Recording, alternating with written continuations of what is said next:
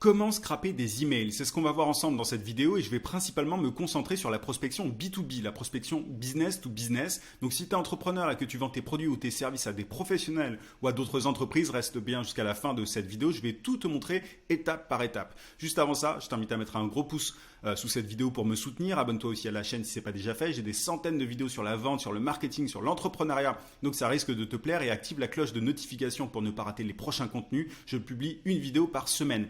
Et dernière chose, si tu veux aller plus loin par rapport à ce sujet à la fin de cette vidéo, j'ai une formation qui s'appelle Smart Email qui te donne un système simple en 2 étapes pour décrocher des contrats par email. C'est pour les entrepreneurs vraiment de tous bords, débutants, avancés, pour les coachs, consultants, formateurs, freelance, etc.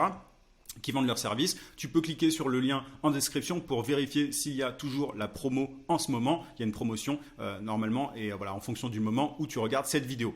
Ceci étant dit, on va commencer par voir ce que signifie déjà le scrapping. C'est quoi le scrapping? C'est simplement le fait d'extraire des emails de pages web de façon automatique. Et c'est utile quand tu veux faire de la prospection par email, de la prospection automatisée. Parce que tu vois, tu peux tout à fait prospecter à la main. C'est un truc que je recommande dans certaines situations. Mais forcément, prospecter à la main, tu vas trouver un email, trouver une adresse email et ensuite envoyer un email et ainsi de suite. Ça prend pas mal de temps. Donc souvent, ce que font les personnes assez avancées en prospection, c'est qu'elles vont scraper des pages web. Ça peut être des bases de données, ça peut être des réseaux sociaux, etc. Elles vont les scraper pour extraire des emails et ensuite elles vont utiliser ces emails et les mettre dans leur outil de prospection automatisé. On va voir ça un petit peu plus tard dans la vidéo. Mais voilà, le scrapping, de manière générale, c'est le fait d'extraire des données de différentes pages web et le scrapping d'emails, c'est le fait d'extraire des emails sur des pages web. Voilà, ça c'est dit. Maintenant, il y a un truc qu'il ne faut absolument pas faire qui est très très courant malheureusement en B2B, c'est le fait d'acheter des leads. Il y a beaucoup d'entreprises qui ne cherchent pas forcément, elles ne vont pas faire du scrapping elles-mêmes, elles vont aller sur certains sites qui vendent des bases de données, qui vendent des leads. Et en gros, en général, ils vendent des leads, il y a un prix, tant de centimes par lead, et forcément, plus on achète de leads, plus on achète de prospects, d'adresses email, plus la ristourne est importante. Donc, il y a des personnes qui vont acheter des bases de données énormes pour prospecter, mais le problème avec ça, c'est qu'on ne sait pas d'où viennent ces emails. Parfois, les emails en question, ils ont été bombardés de messages de prospection auparavant, donc ils sont complètement saturés, ils en ont marre, ils répondent plus. Parfois, les emails ne sont même pas valides. Donc, évidemment, il y a des sites qui proposent des leads de plus ou moins bonne qualité. Il y a des sites qui proposent des leads de bonne qualité, mais le problème souvent c'est que ils se font bombarder. Il y a des tonnes de personnes, d'entrepreneurs qui achètent ces mêmes leads, donc forcément ils sont de moins en moins réactifs en fait. Ils répondent de moins en moins aux messages de prospection. Donc c'est pas du tout moi un truc que je recommande de faire. Je t'invite vraiment plutôt à scraper des emails et à sur internet, et on va voir dans un instant comment, et à les contacter par la suite. Mais n'achète pas des bases de données toutes faites. Effectivement, c'est plus facile quand on y pense comme ça, c'est plus facile a priori, mais en réalité ça marche beaucoup moins parce que ces emails sont de mauvaise qualité.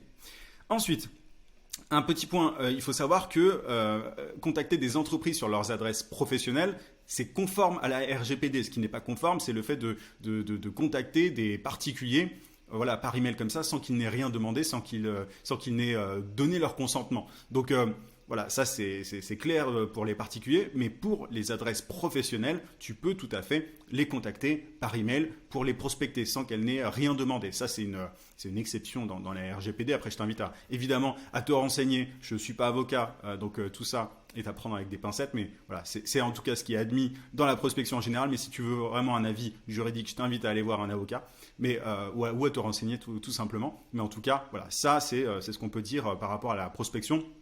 À la prospection par email pour des professionnels. Ceci étant dit, ensuite, pour scraper, qu'est-ce qu'il faut faire? Il y a une étape qui est importante, c'est être au clair sur sa cible idéale et identifier des critères précis, parce qu'on ne va pas scraper tout et n'importe quoi, tu vas pas aller sur n'importe quelle page, te dire je vais choper ces emails et ensuite je vais proposer mes services. C'est pas comme ça que ça marche. Il faut que tu sois au clair sur ta cible idéale. Donc il faut que tu connaisses son secteur, la taille de l'entreprise, dans laquelle elle travaille, son niveau hiérarchique, son intitulé de poste. Il y a tout un tas de critères que tu peux essayer d'analyser. Il faut que tu sois parfaitement au clair par rapport à ça. Et une fois que tu sais qui est ton client idéal, qui est ta cible idéale, tu vas pouvoir aller chercher des emails. La première méthode dont je voulais te parler pour scraper des emails, c'est d'utiliser Google et ce qu'on appelle les opérateurs booléens. Et ensuite, on va s'aider d'une extension. Je vais te montrer ça dans un instant. Alors, ce que tu peux faire, par exemple, si tu cherches des directeurs commerciaux sur... alors, je vais taper directeur commercial. Je vais mettre entre guillemets pour simplement dire à Google, trouve-moi des pages sur lesquelles il y a vraiment ce terme-là, directeur commercial. Et ensuite, tu peux t'amuser. Alors, il y a plein de façons de faire. Les opérateurs booléens, c'est ça. C'est and, or, not, etc. Ce sont ces mots qui t'aident à faire des recherches avancées sur Google. Et là, par exemple, si je veux trouver des adresses Gmail de directeurs commerciaux, tu vois, là, voilà, je trouve des... alors, il y en a qui sont cachées, il y en a qui sont présentes. Et ensuite, je peux évidemment affiner ma recherche. Donc, il faut que tu joues un petit peu avec tes requêtes. Tu vois, tu peux faire Inde, France, par exemple, si tu cherches des directeurs commerciaux en France. Donc là, en fait, je demande à Google de me trouver des pages web sur lesquelles il y a ces mots-clés. Directeur commercial, Gmail et France. Et évidemment, je peux aller plus loin. Je ne suis pas obligé de mettre que Gmail. Je peux mettre Gmail, or... je ne sais pas, qu'est-ce qu'il y a d'autre Yahoo, c'est un peu pourri. Il n'y a plus personne qui utilise Yahoo aujourd'hui, je crois. Mais c'est un exemple, tu vois. Bon, tu mets ce que tu veux. Et ensuite, Google va te donner des pages directement avec des adresses email. Alors, parfois ça marche pas. Tu vois, là, pour le coup, il y a des adresses qui sont cachées aussi, comme ça, sur des sites comme là, tu as Rocket Reach.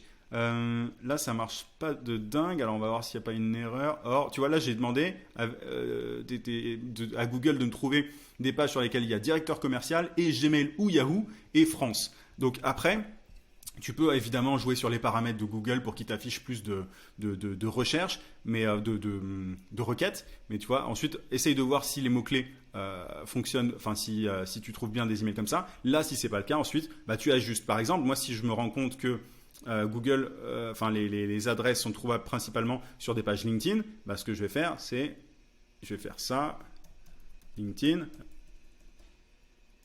tac. Il faut un peu tâtonner, mais c'est comme ça que ça marche souvent. Tu vois, directeur commercial and LinkedIn and Gmail, et là, voilà, tu vois, il y a des personnes qui envoient des adresses email.